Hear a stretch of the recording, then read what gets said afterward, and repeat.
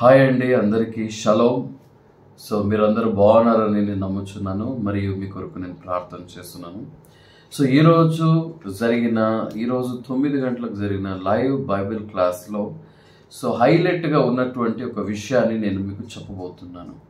ఈరోజు క్లాస్లో ఒక హైలైట్ ఉన్న విషయం ఏంటంటే, చూడండి, బైబిల్లో 2 విధాల బైబిల్స్ ఉందని నేను ఈరోజు చెప్పాను. దృశ్యమైన బైబిల్, అదృశ్యమైన బైబిల్. మీకు తెలుసా, బైబిల్లో ఒక అదృశ్యమైన బైబిల్ ఉందని. సో దృశ్యమైనది, అదృశ్యమైనది ఏమిటి అనే దాన్ని ఈరోజు మనం చూసాం. సో దృశ్యమైన బైబిల్ అనగా మనం చూస్తున్నది, మనం వినుచున్నది, యూట్యూబ్లో కానివ్వండి, ఆదివారం మందిరంలో కానివ్వండి, మన ఎక్కడైనా కానివ్వండి, మనం వినుచున్న వాక్యం. అలాగే మనం ప్రతిరోజు బైబిల్ చూసి బైబిల్ చదువుకుంటున్నాం కాబట్టి ఇది దృశ్యమైన బైబిల్. ఇంకా అదృశ్యమైన బైబిల్ అని కూడా మనము చూసాం. ఈ అదృశ్యమైన బైబిల్ అంటే ఏంటి?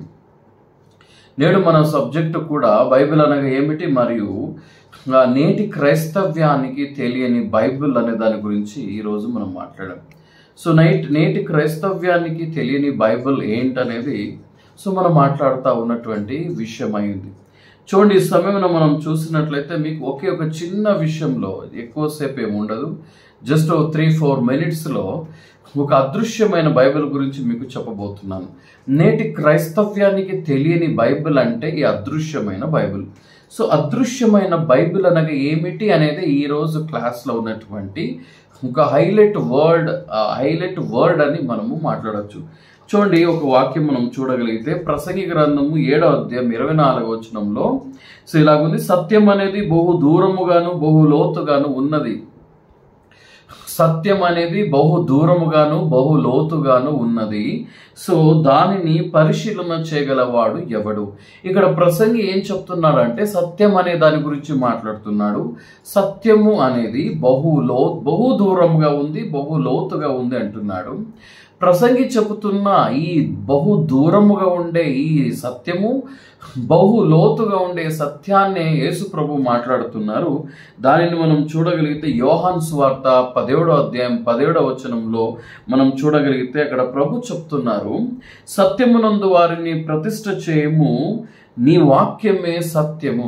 సత్యమునందు వారిని ప్రతిష్ఠ చేయము, నీ వాక్యమే సత్యము. ప్రసంగి ఏమంటున్నారు? సత్యము అనున్నది బహు దూరముగా బహు లోతుగా ఉన్నది అని చెప్తున్నారు. ఇక్కడ సత్యము అనగా ఏమిటి అనే ఒక ప్రశ్నకు జవాబు యేసు ప్రభు చెప్తున్నారు: సత్యము అనగా నీ వాక్యమే సత్యము. అప్పుడు మనము ప్రసంగిలో ఉన్న మాటలో సత్యము అనే స్థలములో వాక్యము అని పెడితే, వాక్యం అనున్నది బహు దూరముగా ఉన్నటువంటి విషయము, మరియు వాక్యం అనున్నది బహు లోతుగా ఉన్నటువంటి విషయాలు. అర్థమైందా అండి? కాబట్టి మనం ఒక విషయాన్ని మనం చదివేటప్పుడు అందులో లోతైన సంగతులు ఉన్నాయి, మర్మములు ఉన్నాయి, గూఢార్థములు ఉన్నాయి, రహస్యములు ఉన్నాయి. మనకు కనబడుచున్న వాక్యము, మనకు వినబడుతున్న వాక్యములో లోతైన సంగతులు ఉన్నాయి, లోతైన మర్మాలు ఉన్నాయి, లోతైన గూఢార్థాలు ఉన్నాయి.